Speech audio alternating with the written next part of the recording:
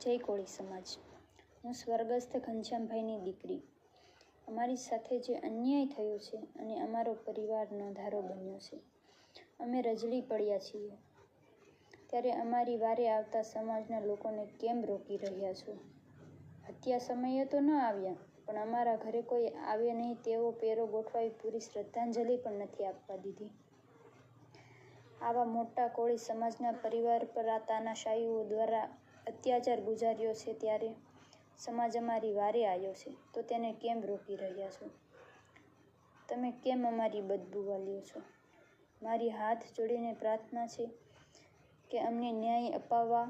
અમારા મકાન પડી ગયા છે, મકાન કરી દેવામાં અમારો સમાજ આવે છે તો તમે કેમ એને રોકી રહ્યા છો? મારી તમને એક જ પ્રાર્થના છે કે આવો નહીં તો કાંઈ નહીં, પણ આવે છે એને શું કામ રોકો છો? જય કોળી સમાજ, જય વેલનાથ, જય માંધાતા.